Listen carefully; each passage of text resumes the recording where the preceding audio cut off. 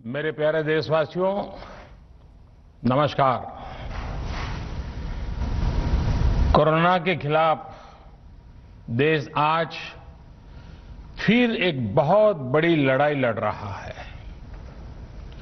कुछ सप्ताह पहले तक स्थितियां संभली हुई थी और फिर एक कोरोना की दूसरी वेव तूफान बनकर आ गई। जो पीड़ा आपने सही है, जो पीड़ा आप सह रहे हैं, उसका मुझे पूरा एहसास है। जिन लोगों ने बीते दिनों में अपनों को खोया है, मैं सभी देशवासियों की तरफ से उनके प्रति संवेदनाएं व्यक्त करता हूं। परिवार के एक सदस्य के रूप में मैं आपके दुख में शामिल हूं। चुनौती बड़ी है, लेकिन हमें मिलकर अपने संकल्प, अपने हौसले और तैयारी के साथ इसको पार करना है। साथियों, अपनी बात को विस्तार देने से पहले मैं देश के सभी डॉक्टरों, मेडिकल स्टाफ, पैरामेडिकल स्टाफ, हमारे सभी सफाई कर्मचारी भाई बहन, हमारे एम्बुलेंस के ड्राइवर्स, हमारे सुरक्षा बल, पुलिसकर्मी, सभी की सराहना करूंगा। आपने कोरोना की पहली वेव में भी अपना जीवन दांव पर लगाकर लोगों को बचाया था। आज आप फिर इस संकट में अपने परिवार, अपने सुख, अपनी चिंता छोड़कर दूसरों का जीवन बचाने में दिन रात जुटे हुए हैं।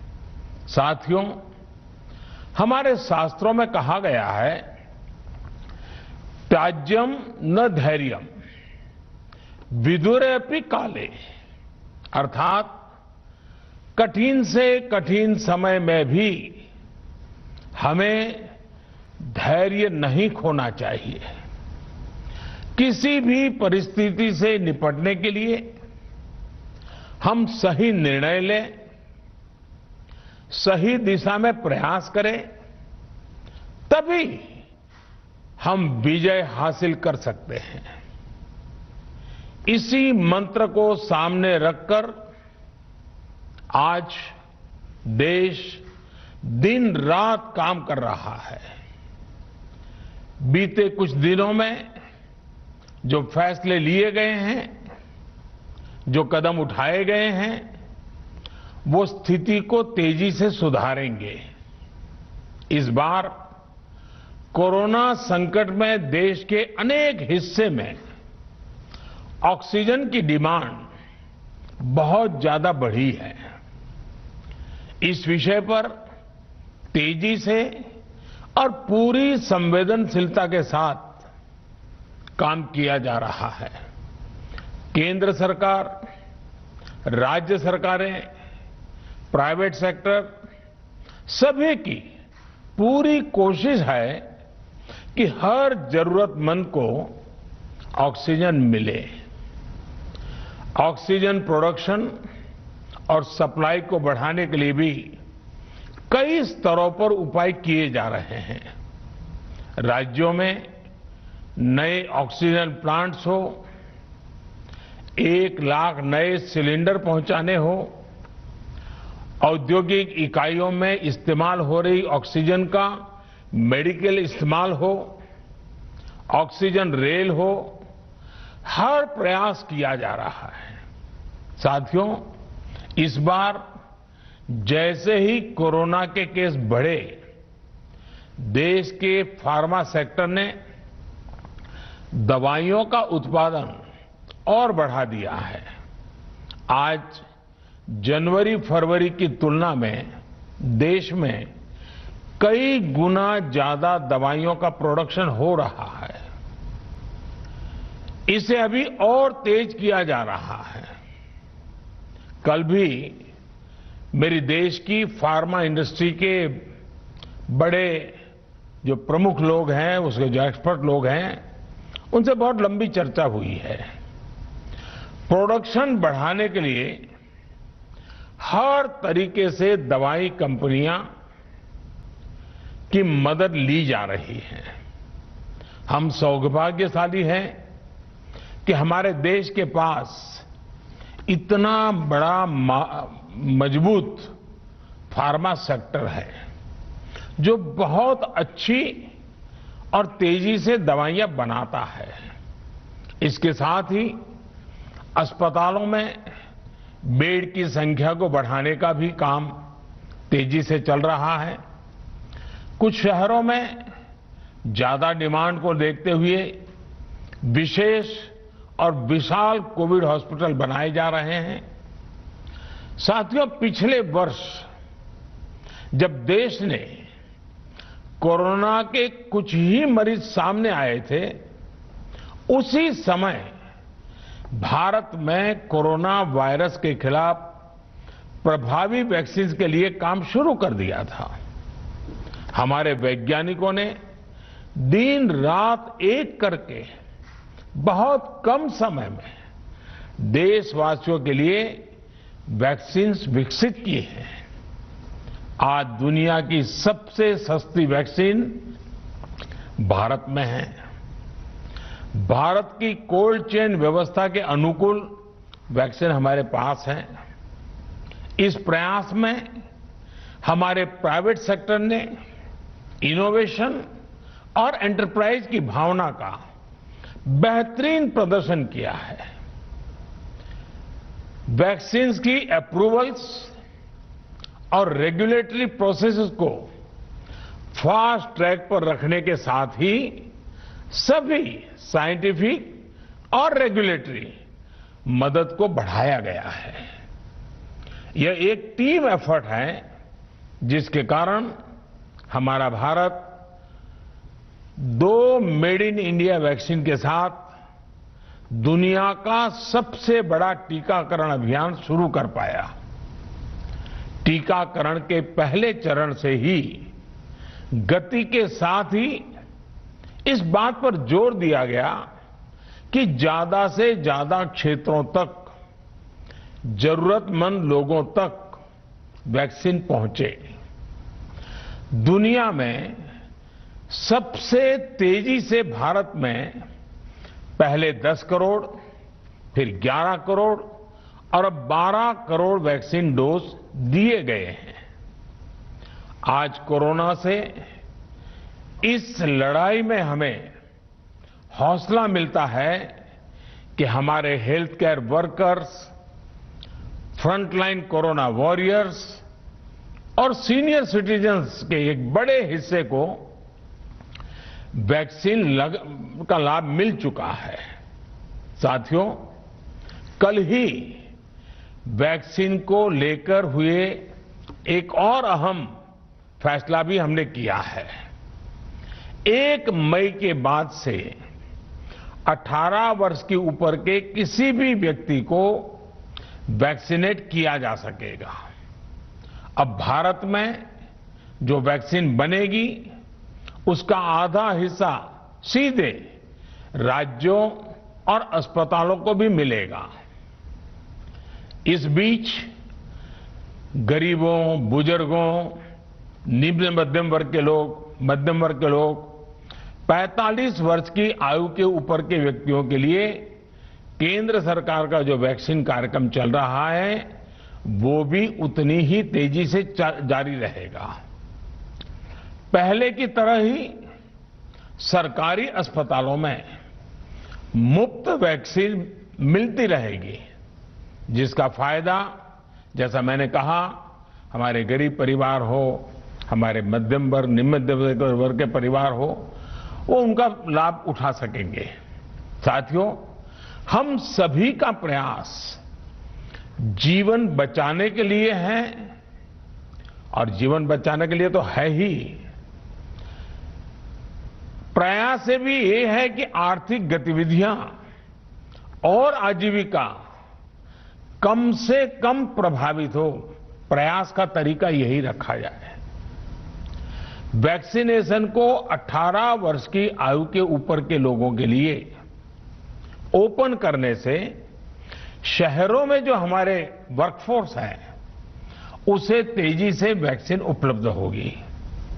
राज्यों और केंद्र सरकार के प्रयासों से श्रमिकों को भी तेजी से वैक्सीन मिले लगेगी। मेरा राज्य प्रशासन से आग्रह है कि वो श्रमिकों का भरोसा जगाए रखे। उनसे आग्रह करें कि वो जहां है वहीं रहे। राज्यों द्वारा दिया गया ये भरोसा उनकी बहुत मदद करेगा कि वो जिस शहर में हैं वहीं पर अगले कुछ दिनों में वैक्सीन भी लगेगी और उनका काम भी बंद नहीं होगा। साथियों, पिछली बार जो परिस्थितियां थी वो अभी से काफी भिन्न थी। तब हमारे पास इस वैश्विक महामारी से लड़ने के लिए कोरोना स्पेसिफिक मेडिकल इंफ्रास्ट्रक्चर नहीं था। आप याद करिए देश की क्या स्थिति थी। कोरोना टेस्टिंग के लिए पर्याप्त लैब नहीं, पीपीई का कोई प्रोडक्शन नहीं, हमारे पास इस बीमारी के ट्रीटमेंट के लिए कोई खास जानकारी भी नहीं। लेकिन बहुत ही कम समय में हमने इन चीजों में सुधार किया। आज हमारे डॉक्टरों ने कोरोना के इलाज की बहुत ही अच्छी एक्सपर्टीज हासिल कर ली है। वो ज्यादा से ज्यादा जीवन बचा रहे हैं। आज हमारे पास बड़ी मात्रा में पीपीई किट्स हैं, लैब्स का बड़ा नेटवर्क है और हम लोग टेस्टिंग की सुविधा को निरंतर बढ़ा रहे हैं। साथियों, देश ने कोरोना के खिलाफ अब तक बहुत मजबूती से और बहुत धैर्य से लड़ाई लड़ी है। इसका श्रेय आप सभी को, सभी देशवासियों को ही जाता है। अनुशासन और धैर्य के साथ कोरोना से लड़ते हुए आप देश को यहां तक लाए हैं। मुझे विश्वास है जन भागीदारी की ताकत से हम कोरोना के इस तूफान को भी परास्त कर पाएंगे। आज हम अपने चारों ओर देख रहे हैं कि कैसे कई लोग, कई सामाजिक संस्थाएं जरूरतमंदों तक मदद पहुंचाने में दिन रात जुटे हैं। दवाई पहुंचाना हो, खाने या रहने की व्यवस्था करनी हो, लोग पूरे मनोयोग के साथ काम कर रहे हैं। मैं इन सभी के सेवा भाव को आदरपूर्वक नमन करता हूं और देशवासियों से अपील करता हूं कि अधिक से अधिक मात्रा में इस संकट की घड़ी में देशवासी आगे आएं और जरूरतमंदों तक मदद पहुंचाएं। समाज के पुरुषार्थ और सेवा के संकल्प से ही हम ये लड़ाई जीत पाएंगे। मेरा युवा साथियों से अनुरोध है कि वो अपनी सोसाइटी में, मोहल्ले में, अपार्टमेंट्स में छोटी छोटी कमेटियां बनाकर कोविड अनुशासन पालन करवाने में मदद करें। हम ऐसा करेंगे तो सरकारों को न कभी कंटेनमेंट जोन लगाने की जरूरत पड़ेगी, न कर्फ्यू लगाने की जरूरत पड़ेगी और लॉकडाउन का तो सवाल ही नहीं उठता है, आवश्यकता ही नहीं पड़ेगी। स्वच्छता अभियान के समय देश में जागरूकता फैलाने के लिए मेरे बाल मित्रों ने बहुत मदद की थी। छोटे छोटे बालक 5वीं, 7वीं, 8वीं, 10वीं में पढ़ने वाले, उन्होंने घर के लोगों को समझाया था, मनाया था। उन्होंने बड़ों को भी स्वच्छता का संदेश दिया था। आज मैं फिर अपने बाल मित्रों से एक बात विशेष तौर पर कहना चाहता हूं। मेरे बाल मित्र, घर में ऐसा माहौल बनाइए कि बिना काम, बिना कारण घर के लोग घर से बाहर न निकले। आपकी जीत बहुत बड़ा परिणाम ला सकती है। प्रचार माध्यमों से भी मेरी प्रार्थना है कि ऐसे संकट की घड़ी में वो लोगों को सतर्क और जागरूक करने के लिए जो प्रयास कर रहे हैं उसे और बढ़ाएं। इसके साथ ही इसके लिए भी काम करें कि डर का माहौल कम हो सके, लोग अफवाह और भ्रम में न आए। साथियों, आज की स्थिति में हमें देश को लॉकडाउन से बचाना है। मैं राज्यों से भी अनुरोध करूंगा कि वो लॉकडाउन को अंतिम विकल्प के रूप में ही इस्तेमाल करें। लॉकडाउन से बचने की भरपूर कोशिश करनी है और माइक्रो कंटेनमेंट जोन पर ही ध्यान केंद्रित करना है। हम अपनी अर्थव्यवस्था की सेहत भी सुधारेंगे और देशवासियों की सेहत का भी ध्यान रखेंगे। साथियों, आज नवरात्रि का आखिरी दिन है। कल रामनवमी है और मर्यादा पुरुषोत्तम श्री राम का हम सभी को यही संदेश है कि हम मर्यादाओं का पालन करें। कोरोना के इस संकट काल में कोरोना के बचने के जो भी उपाय है, कृपया करके उनका पालन 100% करिए।